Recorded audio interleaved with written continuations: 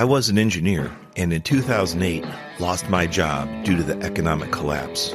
Jobs were scarce. I didn't know where to turn to get help updating my resume. Online services and coaches charge hundreds, even thousands of dollars. I took matters into my own hands and learned how to craft interview-winning resumes. Shortly later, I landed a job with a Fortune 500 company. I've helped many achieve similar success. Now I share my tips to create interview-winning resumes, interviewing excellence, and high-performance growth strategies on my podcast, Career Growth Made Easy.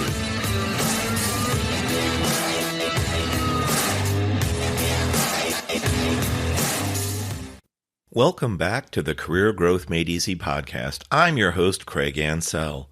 We are checking out our new episode titled, How to Pick a Career.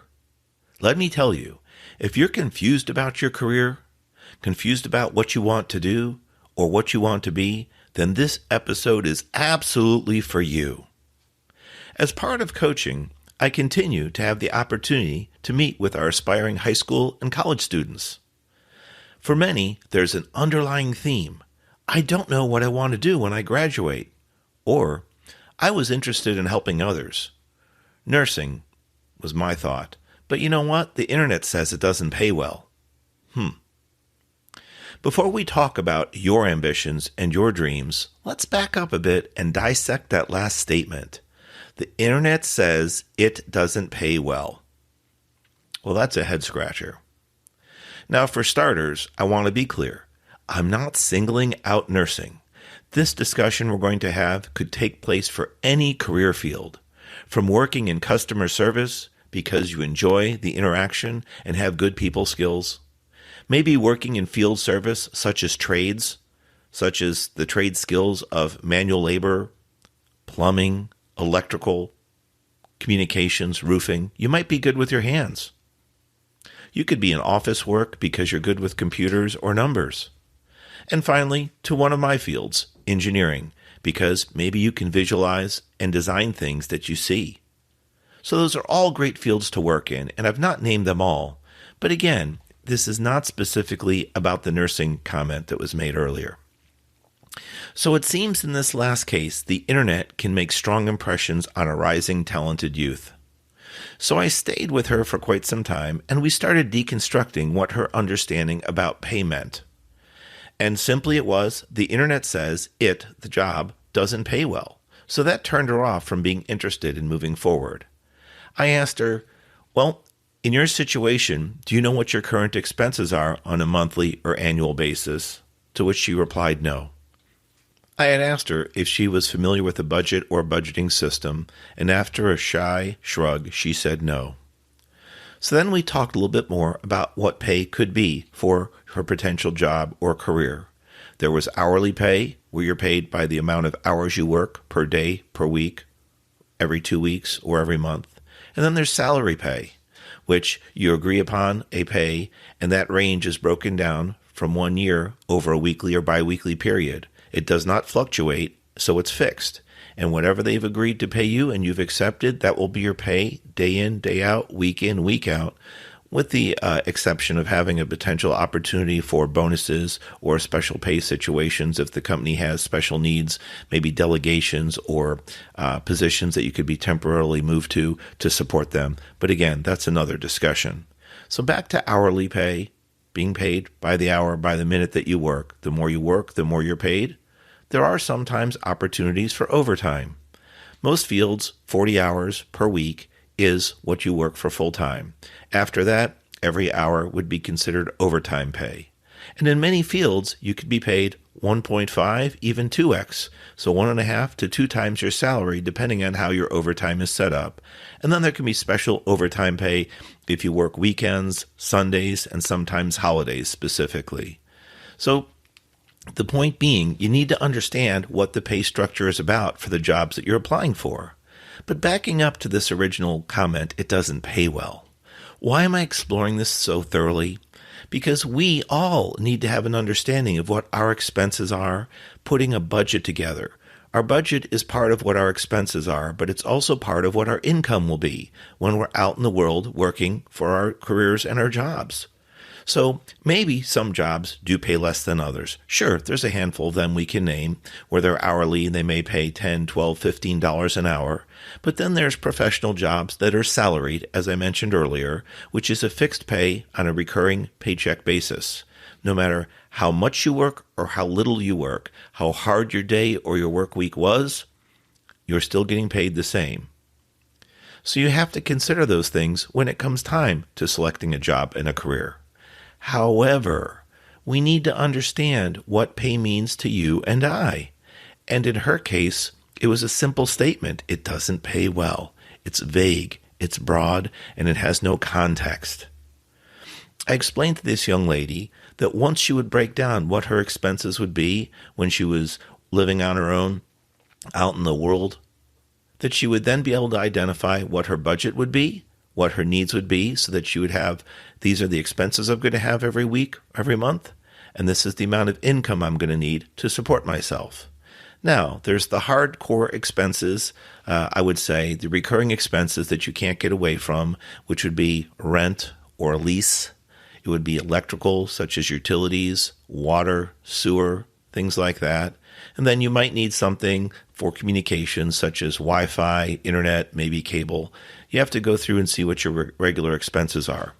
If you're going to have a vehicle, well, of course, insurance is required to drive the vehicle, and then on an annual or biannual basis, you'll need to reapply for your license plate or your tag, as we call it in Florida, so that your vehicle's registered and you can drive it on the roads legally.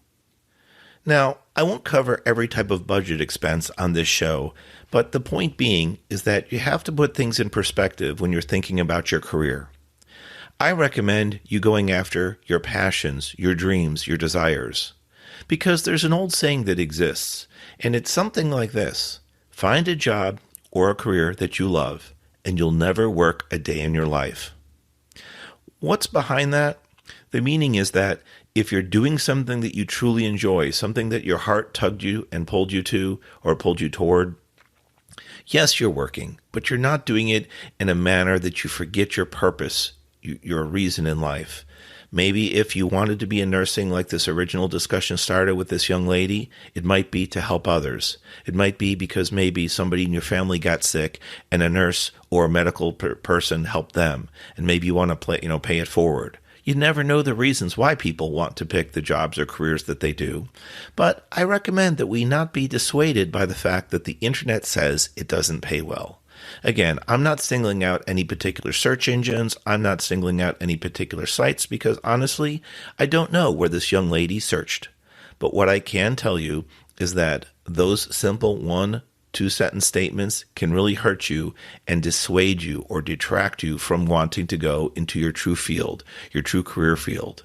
So get some help, get some career coaching, some guidance, bounce your ideas off family members, friends. If you have somebody at school that's in a similar field than you or grew up in a similar area and has similar interests, talk to them, see what they're doing. You can also talk to coworkers if you have a part-time job after school, or maybe you're in certain clubs in your high school or college. Talk to them. There might be a career center that you can sit down with, schedule an appointment, and get some ideas. Really, it comes down to your background, your skills, your capabilities. And then with the set of skills that you have, which specific ones do you want to utilize going forward? There might be something you're really good at, which some people might say is a blessing and you're very gifted. I agree with that. However, you might not enjoy doing that particular function.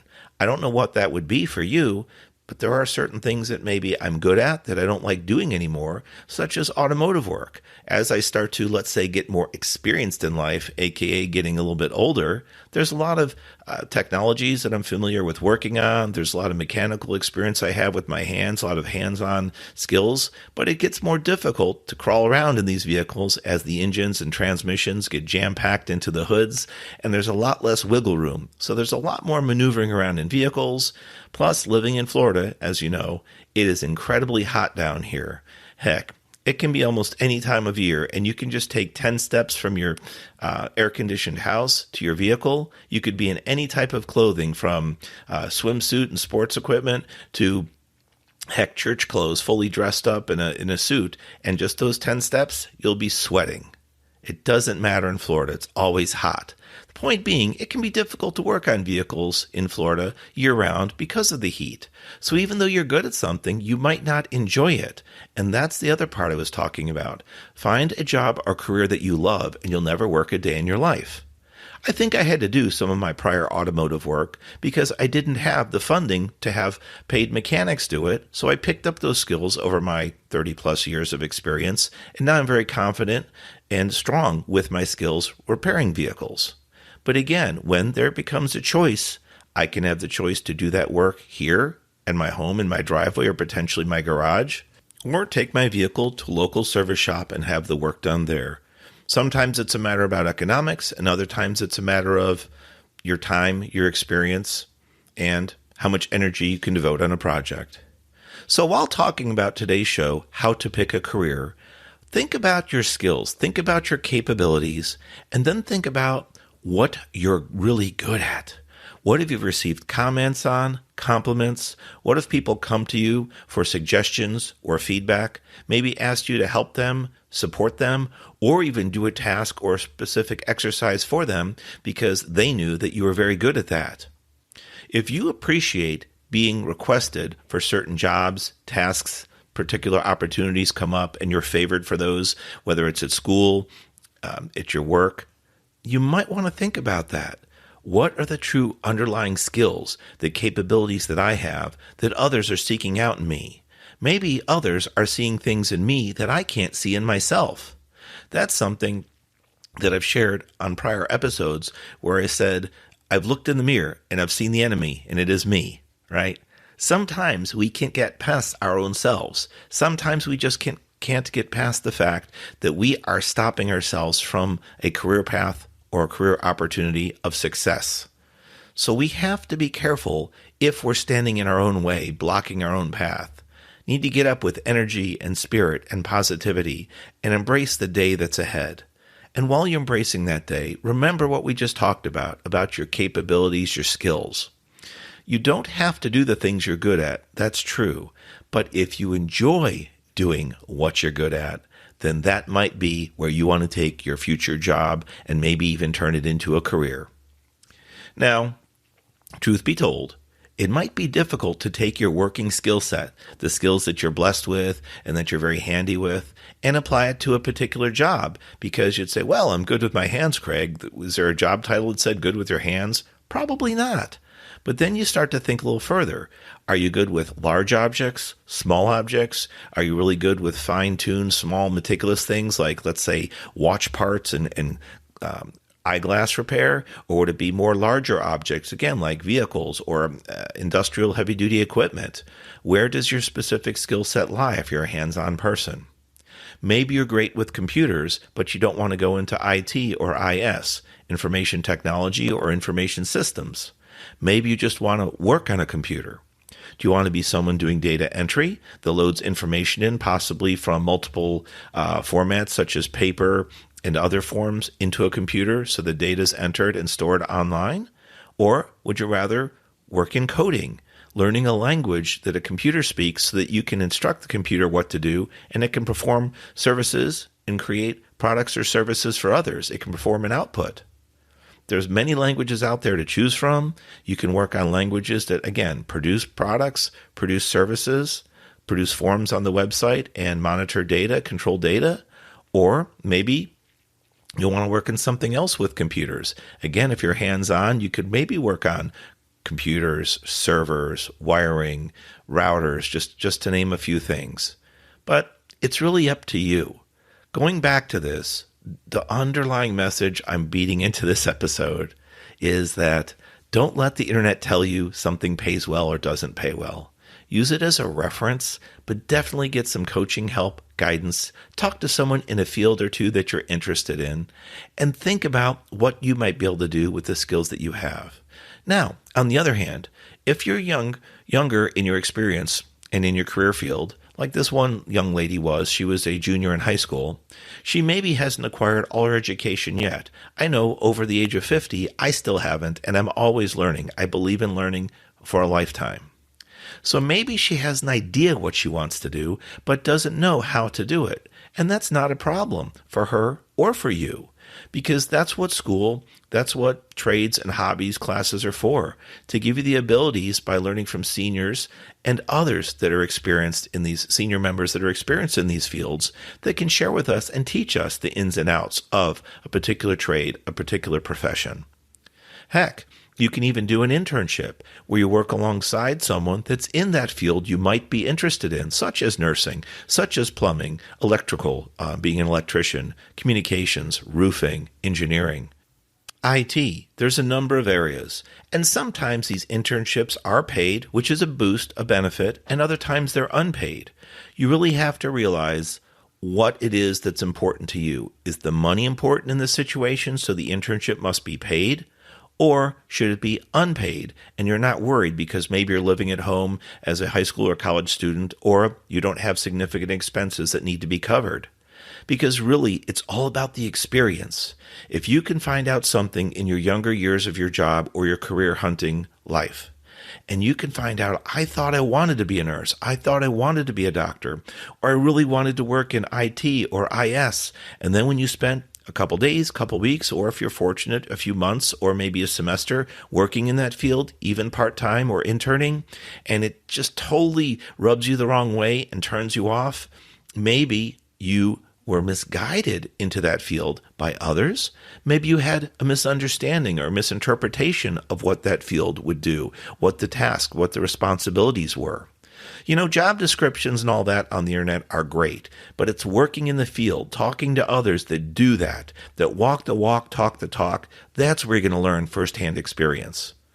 Many times when I travel, I'll be listening to others' conversations when I'm waiting in line at the airport, dropping off a rental car, maybe going to dinner at a hotel, whatever the case may be. And sometimes I find my way to work into conversations of others, in fact, sometimes complete strangers, and interject a few points of interest or concern, and then they might share back their feedback. Now, mind you, I do it respectfully, and I do it with respect for their privacy as well. I don't share personal details when it comes to discussions like that, but many times it's a way to build relationships and learn about others. Heck, you don't even have to have a conversation with people. Just hearing repeat messages as you travel or as you go around your daily activities, whether it's work, home, school, and you pick up information. If a lot of people are complaining about a particular field of that you might be interested in, let's just say communications or cable, or if a lot of people are really supportive of a certain automotive repair shop, hey, maybe that might be something you want to stop by and talk to the manager about and say, hey, I've really heard good things about this, or call up the company that was getting, what seemed to be bad reviews or bad feedback about, this example in cable, and just talk to them and see what their core values are, what they stand for. Kind of do a little research on them. The point being, you want to be aligned with the company that you work with and work for. You want to have same or similar mission and vision statements. Now, we don't need to get into the stuffy details about what a mission or vision statement is, but really it's about what the company stands for, and it's kind of like what you stand for. What does your heart pull you toward? What do you feel interested in? That's where you want to spend some time picking your career. And by the way, as we get ready to close this episode, I did want to share a few details about this young lady. She was initially interested in nursing because she told me she wanted to help others. I asked her what she thought nurses did or what her version of nursing was, and she started talking about specific tools that doctors and surgeons use, such as scalpels and how different parts of the body work. In fact, she had knowledge of how some of the parts of our brain, how the brain functions in certain areas, and where maybe certain cancers or tumors could be more probable than others. And she clearly had done her homework and research. At such a young age, I again complimented her on having dreams and desires and an interest. So I had to ask her, where did you gain this critical, important knowledge at this young age? And she said, watching videos online, watching special medical TV shows on cable. And I think it's very interesting that she had done this, again, at such a young age. So again, I complimented her, but told her, if you're feeling pulled, if you're feeling nudged, driven in that way, I think that's something you truly should explore. And then with everything else we've discussed today, I shared those same things with her. I helped to encourage her to look into the things that she felt pulled or drawn to. Don't always get dissuaded by one or two negative comments. Also, in regards to pay versus expenses and budget and so forth, you need something to counterbalance. You need something to compare against. If everybody just uses a generic word, that's bad pay or that's good pay, you have nothing to reference that with. You need something with numerics, something quantitative to compare against. So, when you hear feedback about something, specifically about a job or career you might be interested in, you might want to pull the cord, stop the train, get off, maybe reset, or ask more details about how these people came up with this information. Where are their facts? Where did they get their data from? Are there any reports? Any hard information that you can share with me that I can do my own research on and maybe come up with a similar or different conclusion? I hope today's show, How to Pick a Career, helped you if you're out in the job force, looking for your first job or first career, or considering changing careers. Remember to use the skills, the gifts that you've been blessed with, and use those skills and gifts and experiences that you enjoy doing. You may at times need to stop and do some things that maybe aren't your chosen career field or career path just to pay the bills. And it's great that you have options like that, but it certainly doesn't mean you need to stay in that role or that position for a lifetime. It could be just something called a placeholder that just fulfills a part of your life, a part of your time where you're having some income come in, doing your job to the best of your abilities. You never know if a position in a company that you maybe weren't interested in to be a lifer at, to be there for the rest of your career, something could open up and it could open new doors and new opportunities based on your experience and skills. Maybe because you're good with your hands and you're doing a particular position, you get recognized additionally for your vision, your forward thinking, as well as your ability to lead others. And that could potentially lead into a supervisory or leadership role. So, in closing, do whatever you're interested in. Do it to the best you can, and realize sometimes you're not always in your career field that's optimum for you. You've got to use stepping stones to get there. Hope you've enjoyed today's show. I'm Craig Ansell, your host of the Career Growth Made Easy podcast. For this calendar year, 2022, I ask you, help us to grow. Please share our podcast, share our information with others. And also, if you have time, leave feedback on Apple Podcasts or any of the other major players. We'd love to hear from you and know how we're helping you change lives. God bless you. Hope you've enjoyed the show. We'll talk next week. See ya.